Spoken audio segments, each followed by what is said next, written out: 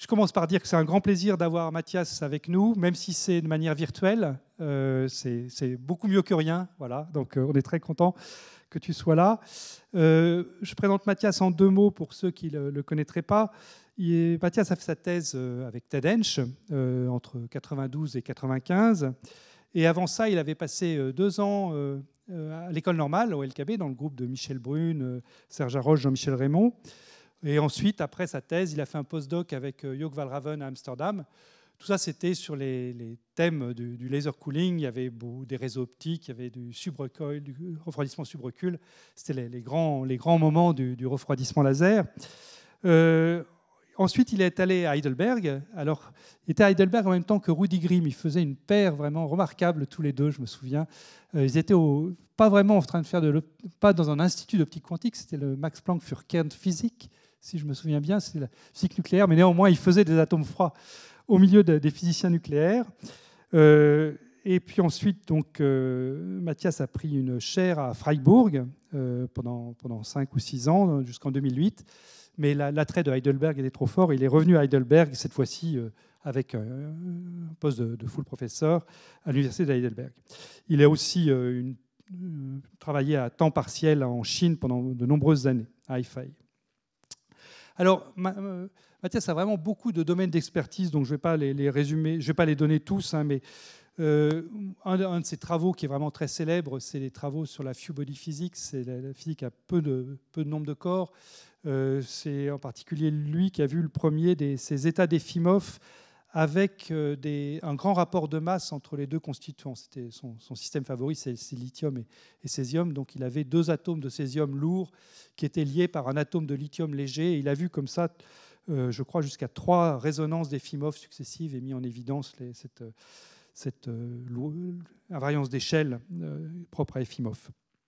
Une autre chose pour laquelle Matthias est très fameux, c'est la physique moléculaire. Il avait su préparer un gaz de molécules dipolaires dans l'état vibrationnel. Là encore, c'était lithium-césium. Et puis, il a son activité qui est vraiment impressionnante sur tous les états de Rydberg, toute la physique des états de Rydberg. Rien qu'en 2021, il y a eu à la fois un papier dans Science, un papier dans PRX sur cette dynamique collective d'états de Rydberg. Et c'est justement de ça qu'il va nous parler aujourd'hui, en nous expliquant comment est-ce que ces états de Rydberg peuvent faire de vrais simulateurs quantiques. Voilà, donc je suis vraiment très content de lui laisser la parole. Et puis, la discussion, c'est vraiment une discussion comme s'il était avec nous. N'hésitez pas à poser des questions à la fin, c'est pareil. Voilà. Matthias, à toi. Jean, merci beaucoup à tous bienvenue. I'm really sad that I couldn't come to Paris in person due to a COVID infection that I had last week, but everything is fine again.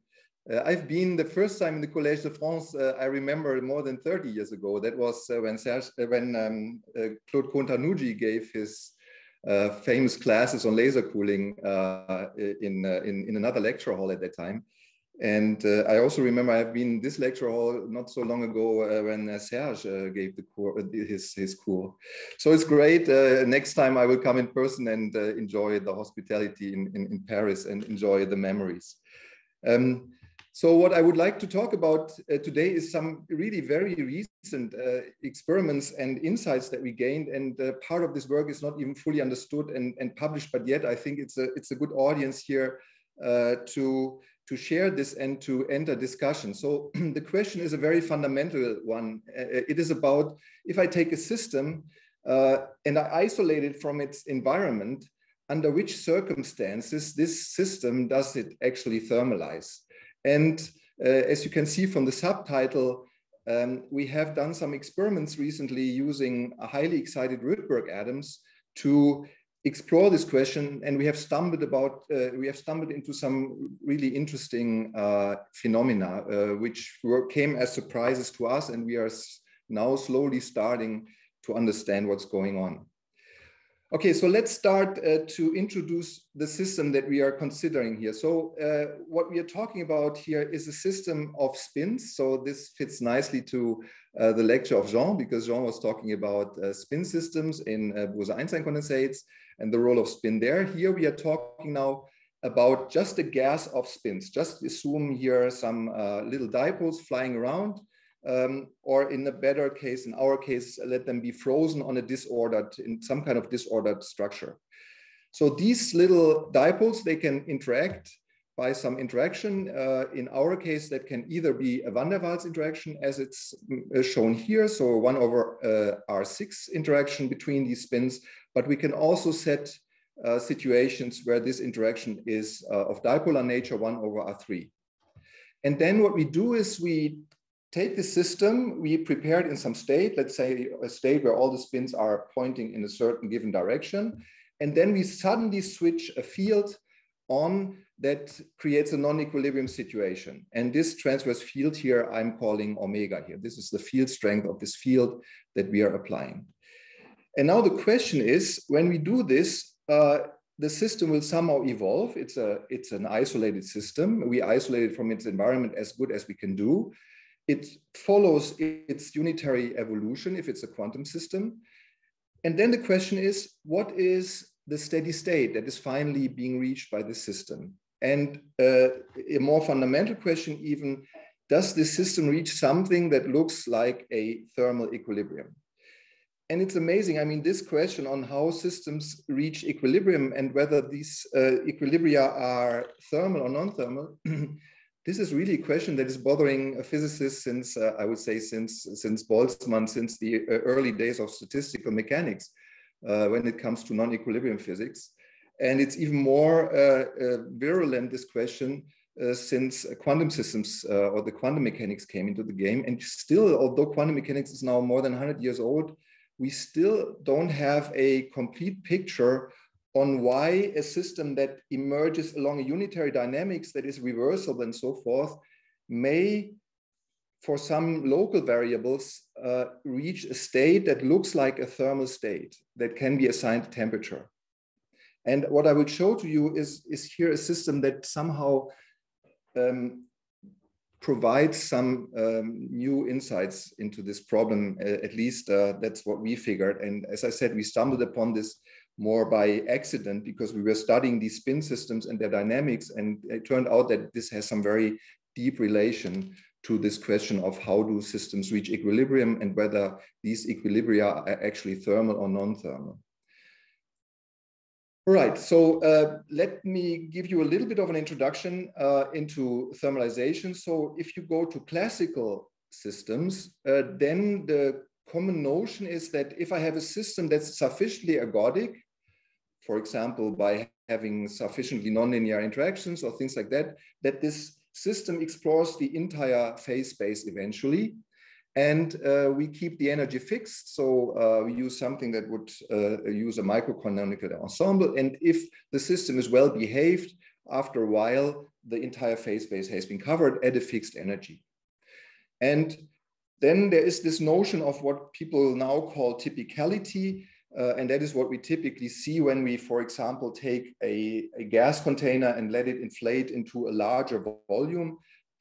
After some while, this gas will fill out the entire volume. And this is shown here as this distribution here, or these microstates that are filling now the entire volume. And there's only very, very few microstates that are having negligible probability to being actually populated or realized. That's where the entire gas would be in one corner of the chamber or in another corner.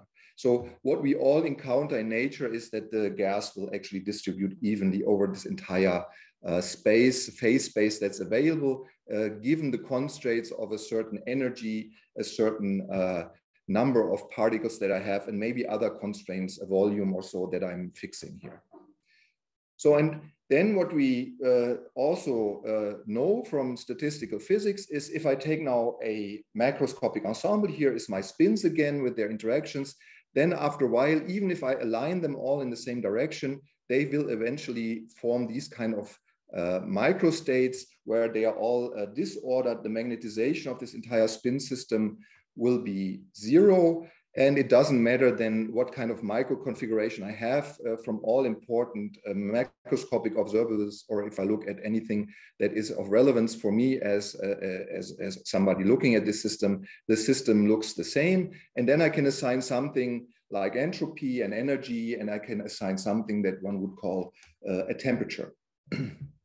So that is how we typically approach this thermalization problem in classical physics. So as I said, in quantum physics, it's a little bit more complicated, because we know that the Schrödinger equation is a linear equation. If I take an observable A here and I take a many-body state psi, then I can just expand this here in the expectation values for energy energy states here in this operator. And then I can easily write down what the evolution is. That gives me just this energy exponent here in the exponential function. So this is a linear equation. So quantum mechanically, we have nothing like classical chaos, although people are discussing what is the relation between classical chaos and quantum systems.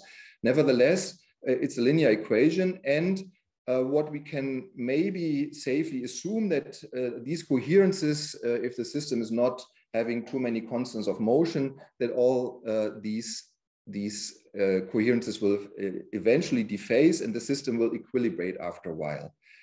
So what we end up then after some time is a system where these observables form something like a diagonal ensemble. That means the system emerges into a state where these observables have acquired their eigenstate expectation values for fixed by this initial condition.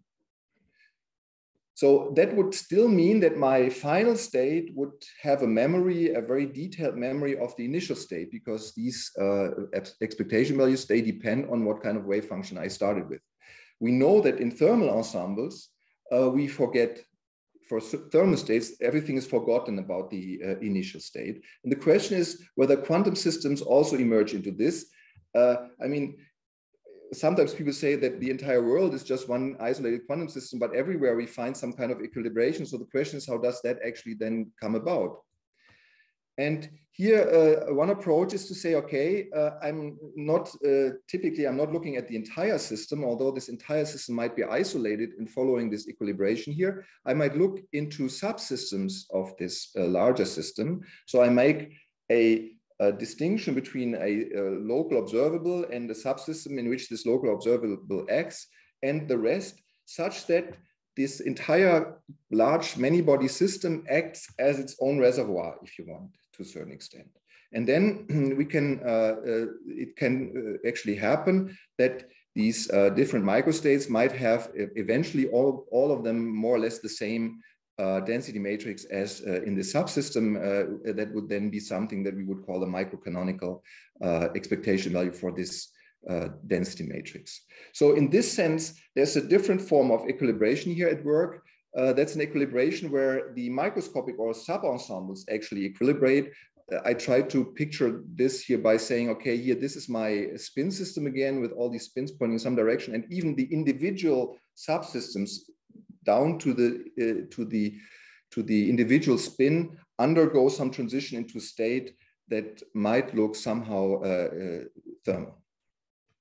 So now the question is, under which conditions does it actually look thermal? And there is this now, meanwhile, famous Eigenstate Thermalization Hypothesis, which says the following. I mean, if I take here now these expectation values for these observables, and I look at them as a function of the energy that I have, in general, they are smooth functions, as it turns out for many of the systems that people are considering.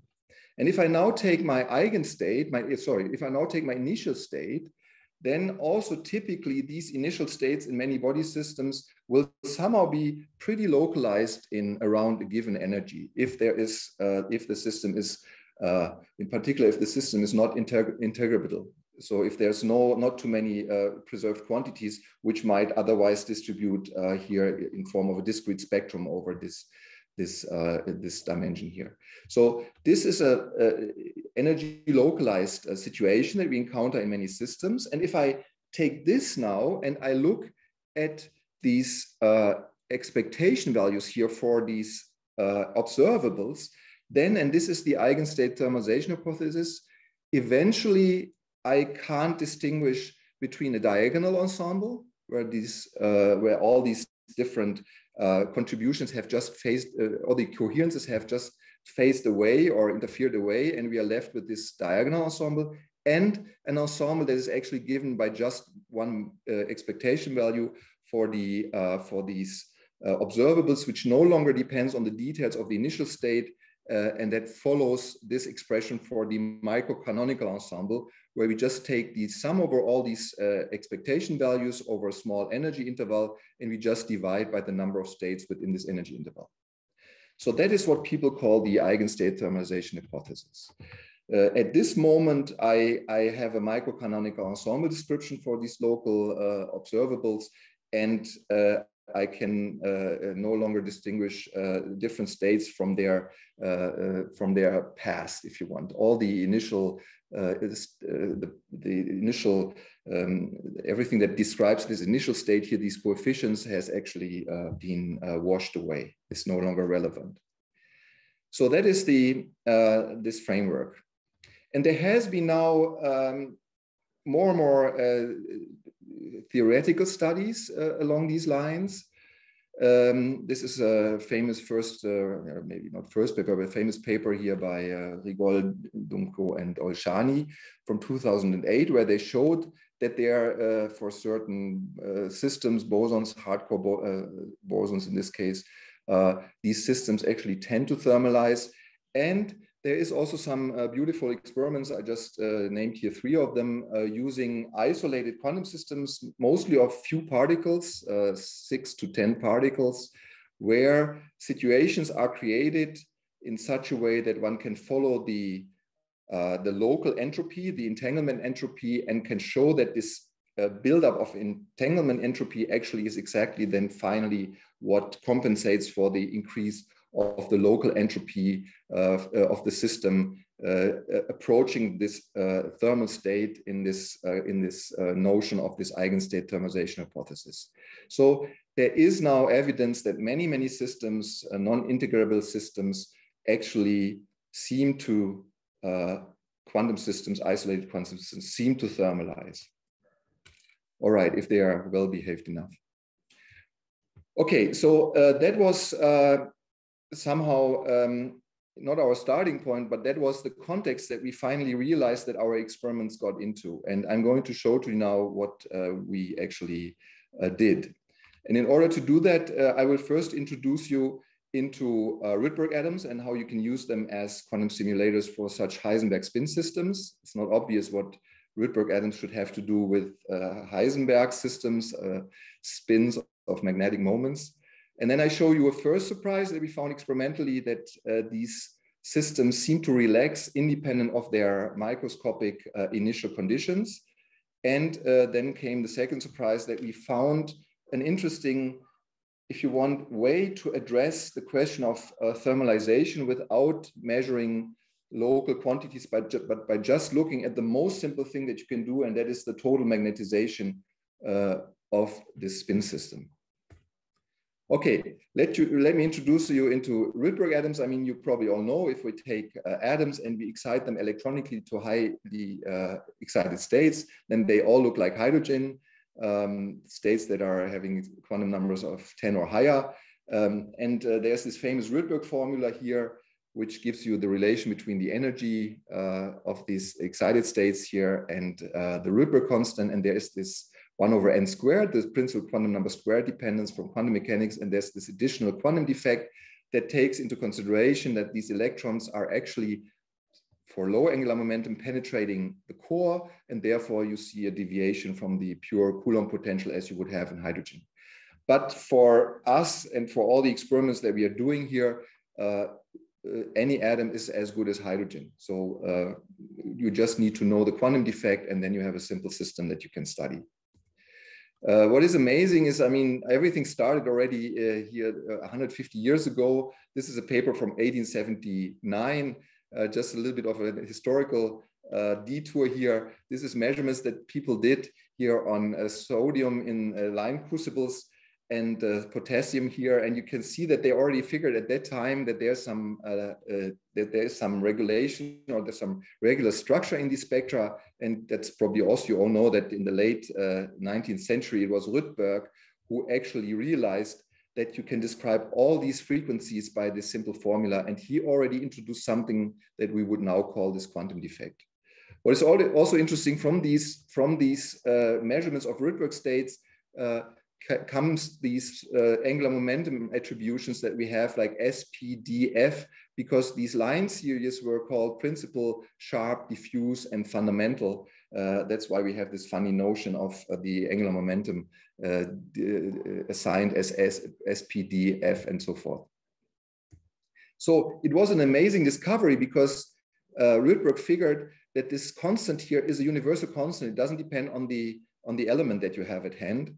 And that later led to one of the first victories of modern quantum mechanics here, this Bohr formula that was able to derive this Rydberg constant on the basis of just fundamental constants, including, of course, Planck's constant here, h bar. So that was I still find an amazing discovery. Since then, these Rydberg atoms are interesting beasts to study. One reason is that they are forming a nice link between the classical world and the quantum world. If you just take the charge density and the probability of finding the charge in the classical Coulomb problem here for an electron going around a proton, then this follows closely the quantum mechanical solution, in particular when you go to high principal quantum numbers here. This is n equals 100. So the typical distance then can be 20,000 Bohr or 10,000 angstroms.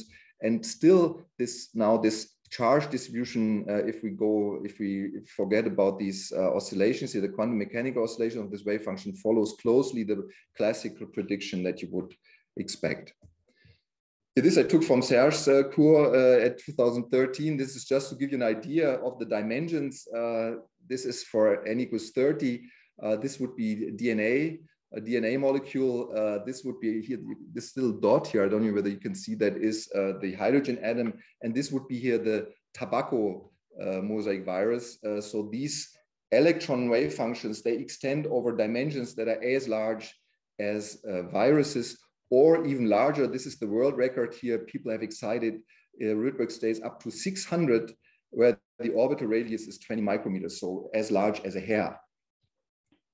So the reason why we are so interested in these Rydberg atoms in the last decade, I would say, is it's not only that they have interesting atomic properties, but they are also interacting in a very interesting and very strong way. What you have is, if you take two neutral atoms in Rydberg states, you get a van der Waals interaction that scales as the 11th power of the principal quantum number. So that means we all know that if you take two neutral atoms in the ground state, the interactions at distances of a micrometer so can be safely forgotten, because they are much too small, these van der Waals interactions. But if I excite them to say n equals 20 or 30, I get a scaling of many, many orders of magnitude of the interaction, so that even over distances of micrometers, this becomes significant. So this is shown here. This is distances in micrometers. This is interactions being presented in units of hertz. And you can see that the van der Waals interaction of ground state atoms, you can totally forget here for ground state atoms. But once you excite them here to these Rydberg states, the interaction energies get of the order of megahertzes or even gigahertzes. And the only system that is more strongly interacting is, of course, Coulomb systems, where you remove the charge altogether. So that is, for us, an important feature. And now what you can do is you can think about, okay, can I use these interesting interaction features for something to study general quantum systems in the framework of quantum simulation? And one way to do it is, for example, you can use these long-range van der Waals interactions, or these van der Waals interactions that extend over micrometers to realize an Ising model, because what you have is the ground state atoms, they don't interact. Here, the excited states, they interact via the 1/R6 interaction. And I can just map this then on an Ising model where there is a C6/R6 interaction between the system of this, for this pseudo spin, where I take the ground state as the spin down and the excited state as the spin up.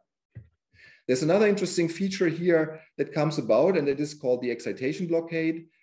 If I try to excite these states now, these Rydberg states here with optical fields, there is this interaction between these two Rydberg states that shifts my laser out of resonance. And that means that if the two atoms are too close to each other, I can deterministically only excite one atom in a given volume, in a given radius, or which is called the blockade radius.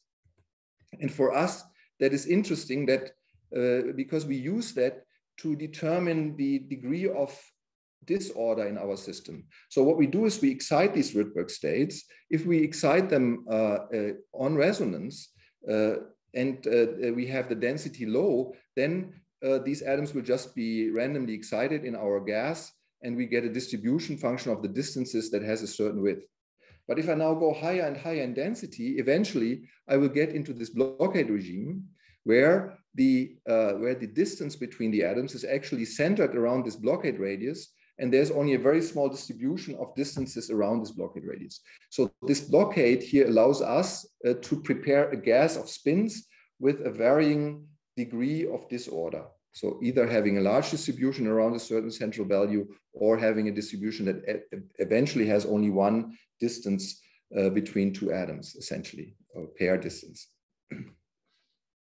I mean, this mapping on the Ising model that has been used now in numerous experiments. I'm just showing here beautiful experiments by Antoine Boyes at Institut d'Optique, where they used individual atoms being positioned, for example, in such racetrack patterns. And then they indeed studied simulations of this Ising model, looking at correlation functions that are hard to predict by full quantum calculations. And you can use now these systems to simulate interesting Ising models in equilibrium or beyond equilibrium. There's also other groups that are doing this. Meanwhile, there's more and more groups using these optical tweezers to position the Rydberg atoms wherever you want, and then studying quantum mechanical models as quantum simulators. So what we figured is that these are also very nice systems to study Heisenberg models. That is by using the following. I mean, in our case, we don't use the ground state and the excited state as the pseudo spin, but we use two Rydberg states. If these two Rydberg states have different parity, like here an S state and a P state, we can couple them by a microwave field. And if you look at it now in this language of Heisenberg models, that would be an XX model. So what you would have is a dipolar flip-flop interaction for these two spins, which would then lead to an interaction that it has this term where this delta here would be 0.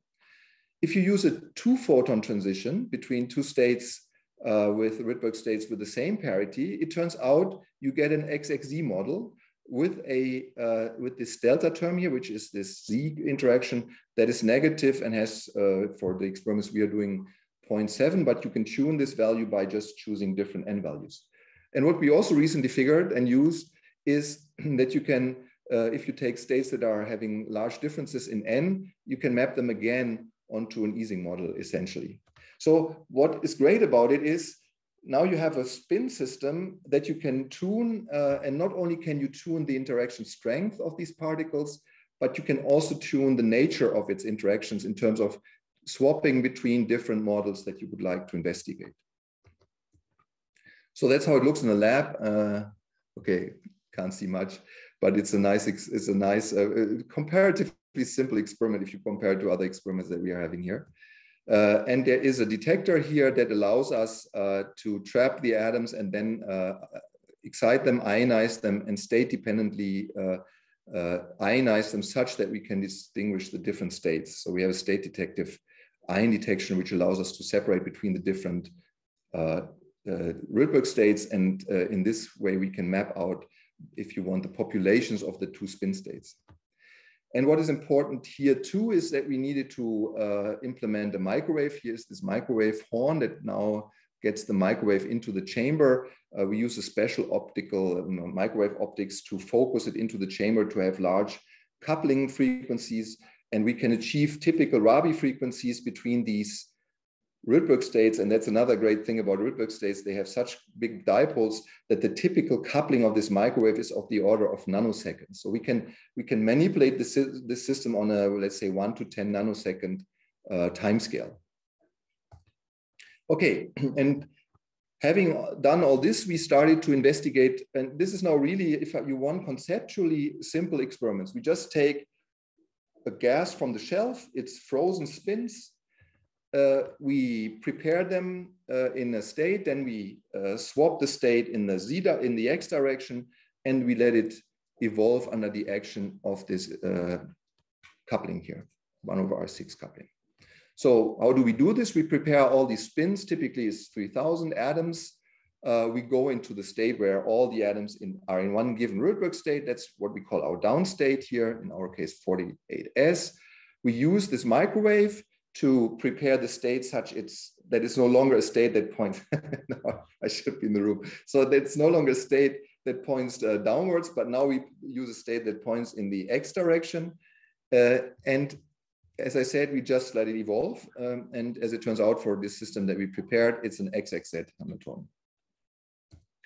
Okay, and then what we do is we do a tomographic measurement at the end to map out the different components of the Bloch on the Bloch sphere for the total magnetization of the state. So all the measurements we are doing is global measurements. We have no access so far to local variables as people have in these single ion or single atom experiments having 10 particles. So what we do is we measure the most simple thing, just the total magnetization, as you would also do for any kind of dipolar gas or any kind of solid state sample.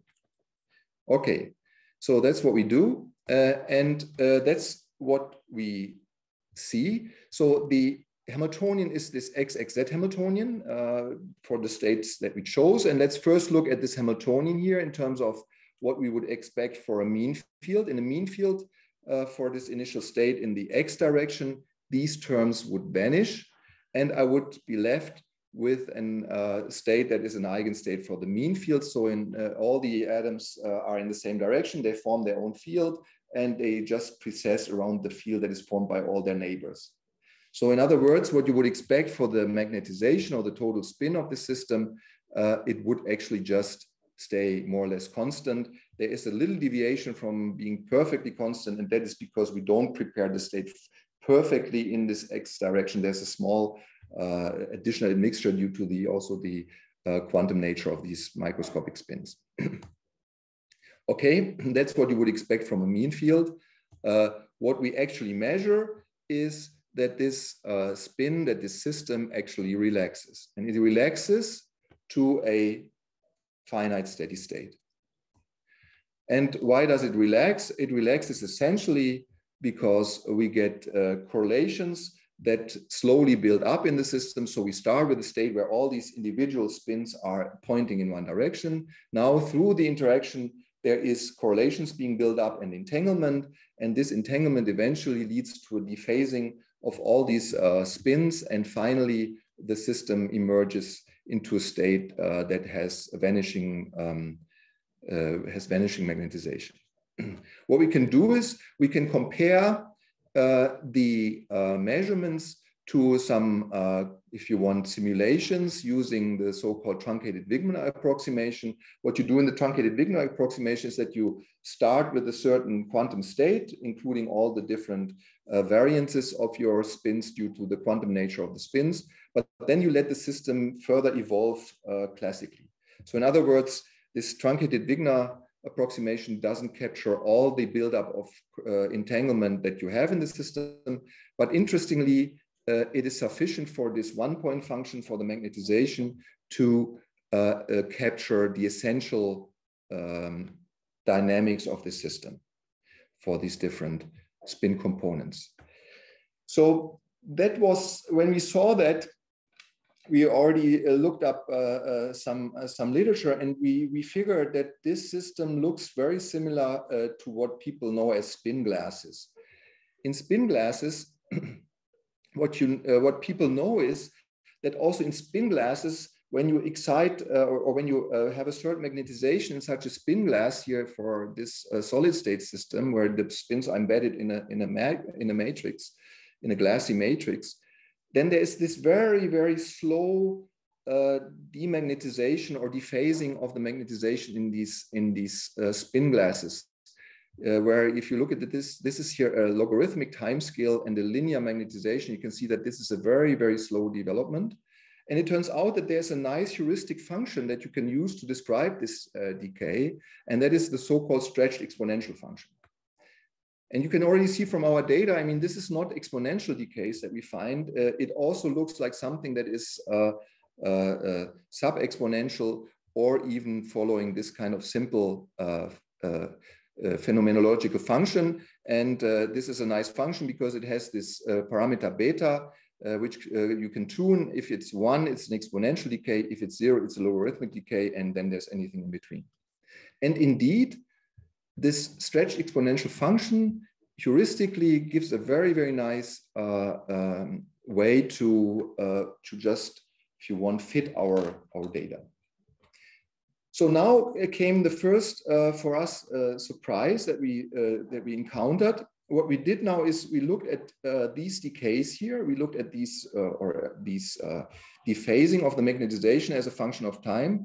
And we looked at now onto it for different initial conditions. And what we changed is what I already referred to earlier. What we changed was the degree of disorder. So we changed the density in such a way that we started with a state where we had no influence of the blockade whatsoever, to a situation where the blockade already mattered, and we had a distribution, pair distribution function that was centered around a certain value. And if you now look at this in terms of how these what the distribution function of these interactions is, then you can see that there's a certain cutoff in the interactions due to this blockade, because the particles can't get closer to each other than a certain distance, minimum distance, and therefore the interactions are cut off. Larger values are actually cut off, and you can see now, as for different disorder or different influence of this blockade in the initial preparation, these distributions look very different. In particular, due to this cutoff. Here you can also see this little cutoff for the, let's say, not so strongly interacting system.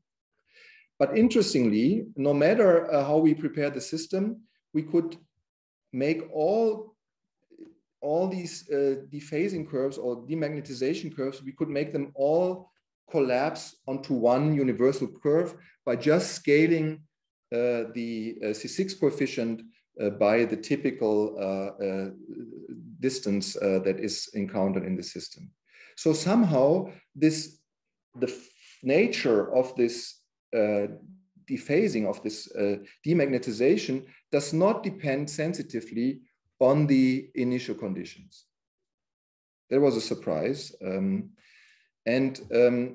It turned out that we also found this when we were doing the semi-classical truncated Wigner approximation simulations. So this is already captured in this kind of semi-classical theory, that this magnetization dynamics actually follow something like a, I don't know whether I should call it universal, but some kind of general robust function that is no longer depending on the initial conditions. And it turns out that this holds as long as the system is sufficiently disordered.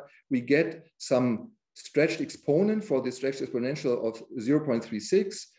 We can rescale the relaxation rates, and typical amplitude is also always the same. Whereas if the system is disordered, these parameters would actually depend on the microscopic details. So we went even one step further and looked at it for different Hamiltonians. So by now making use of the fact that we can implement different Hamiltonians in our system, and also for these different Hamiltonians now changing this delta here, turns out that the predictions, that the calculations predict that they also should all fall onto some kind of universal curve. And that's what we find. This is very recent experiments that we haven't even published. You can see here, this is for an Heisenberg XX, that's for an Heisenberg XXZ, and that's for an Ising model. And you can see that all these magnetizations as a function of the scale time, they all fall onto the same curve that can be nicely fitted by a stretched exponential. So no matter whether I have an XX model, XXZ, or an Ising model. Meanwhile, we have found also some kind of analytical solution, in particular for the Ising model. And we compared this to other systems which people studied where stretched exponential decays emerge.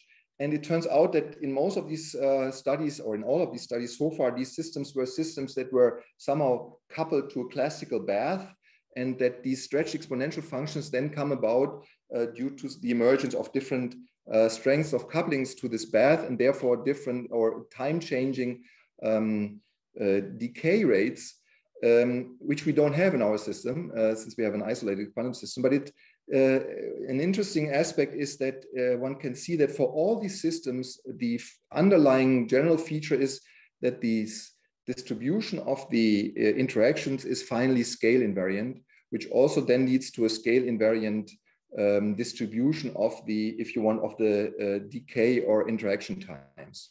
And that is something that is actually realized in our system. We can rescale our interactions in such a way that we also get a scale invariant distribution of the interaction strengths.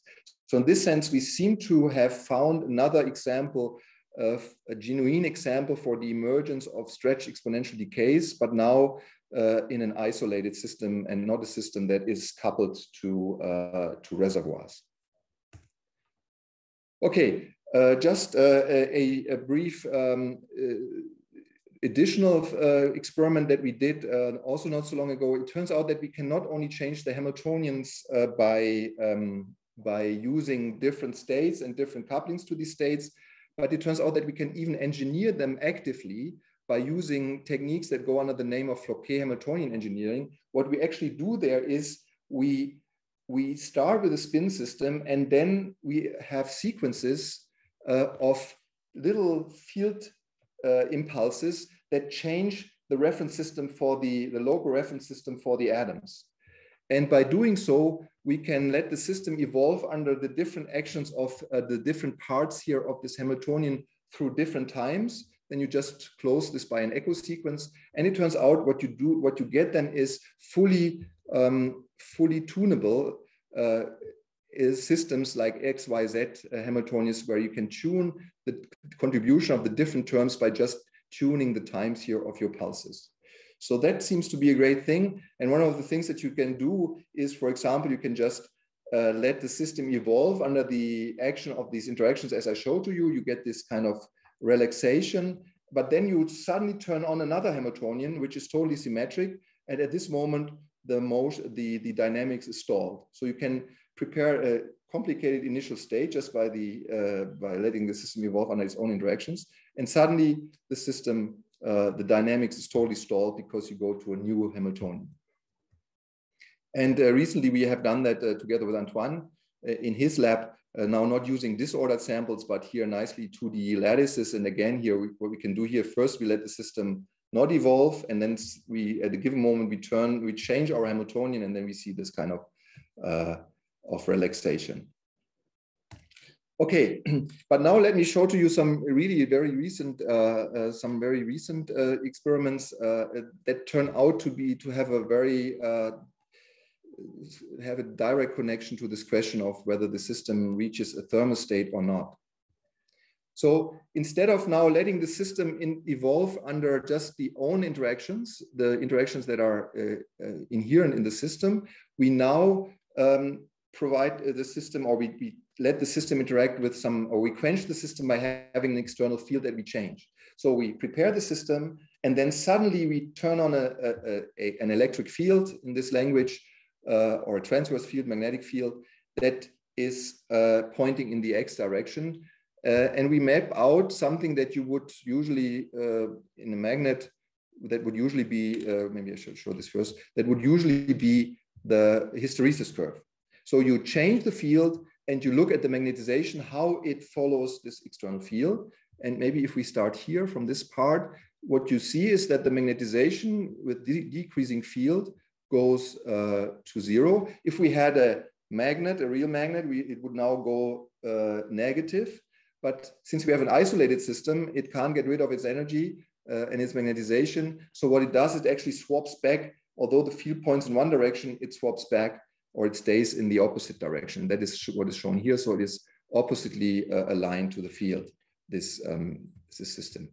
So how we measure this is now what we do is instead of just looking at the dephasing or demagnetization without field, that was what we just discussed before. We now have this weak field or strong field, and you can see that now the system actually emerges into a finite magnetization state here. And that is exactly this curve that I'm showing here. So this is these blue dots. So you can see that it at 0 field, it goes more or less, it equilibrates to 0, but then it goes to finite values if the field is strong enough. And if you look deeper into this region around 0 here, you can see that there's this, it's really like a cusp. It's not a smooth transition here, but it's a cusp, and this cusp is also asymmetric.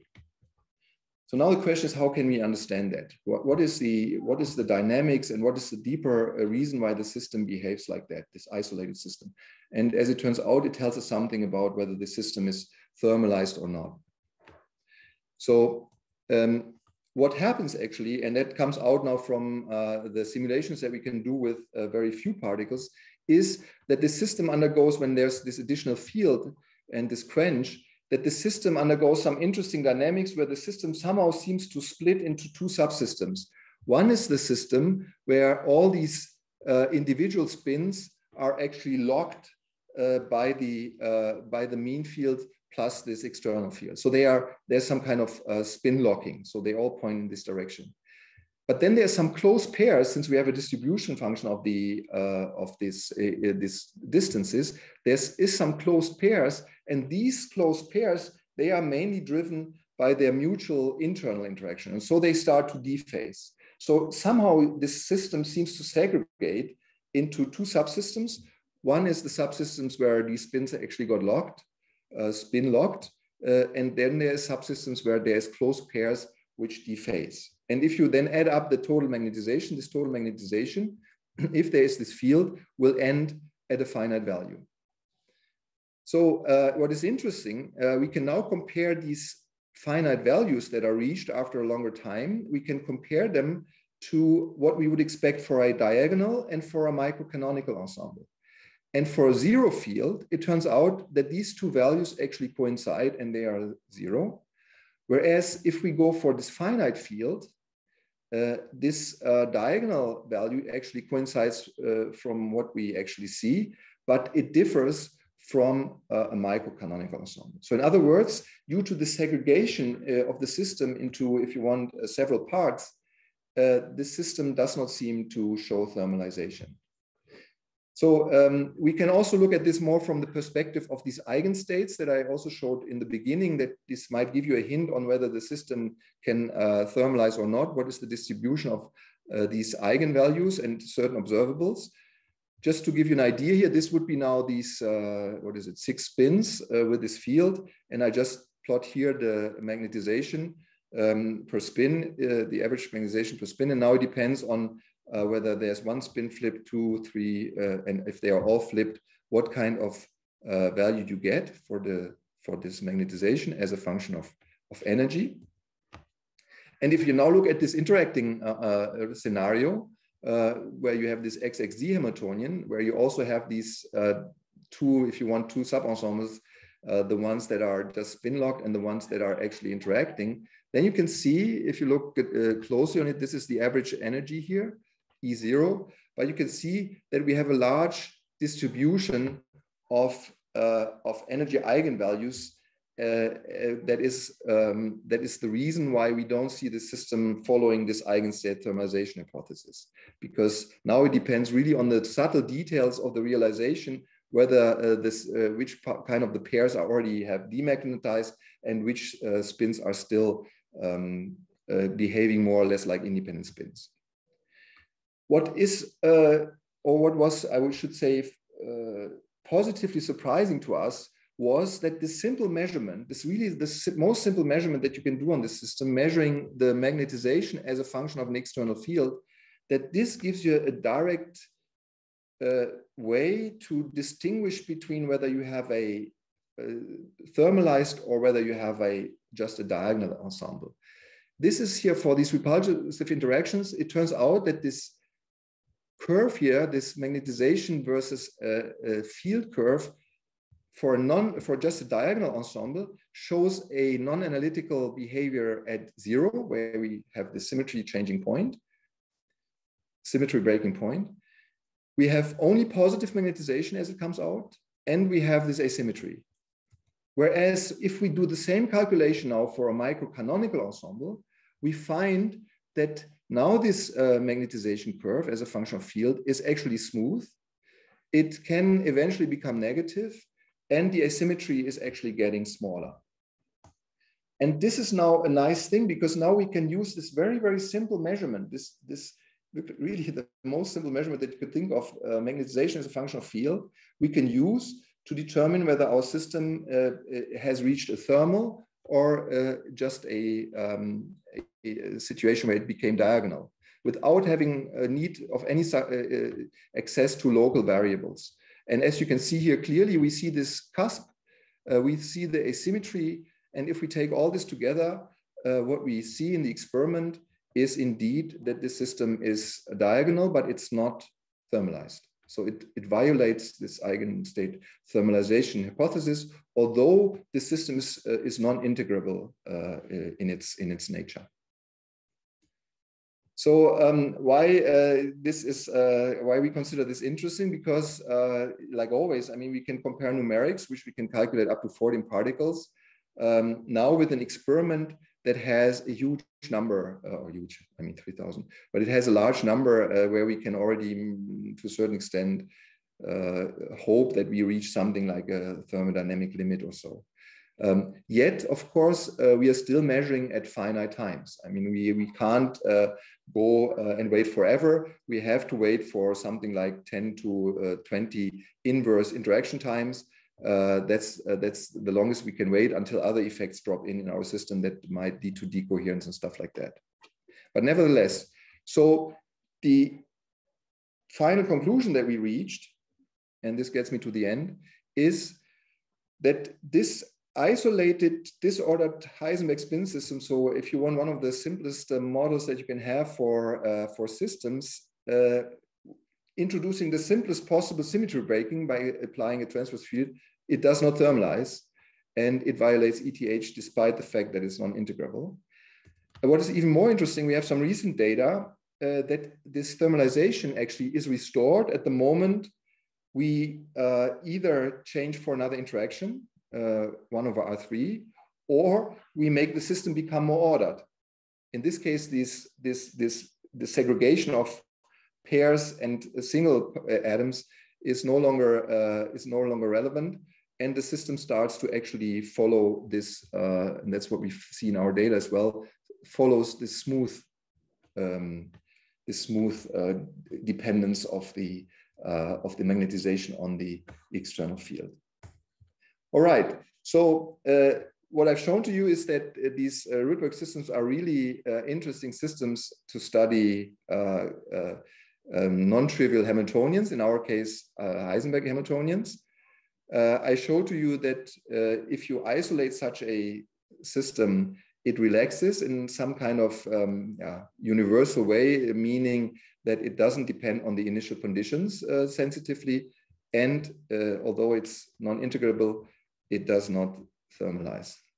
All right, let me give credit. This work is done by a group of people, but mainly I would here like to emphasize here Titus Franz, who's about to finish his thesis, Clément, a postdoc, who now went back on a position in Lille, Sebastian, a PhD student on the system.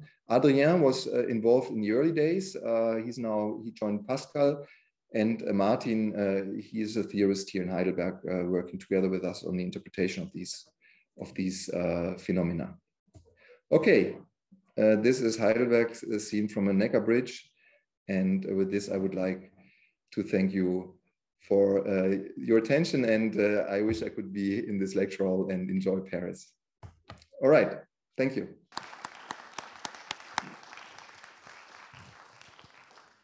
Now I can't hear you, seems again. Okay, one. Now okay, now I hear you. Okay, well, everyone applaud. Thank you. Okay, are there questions?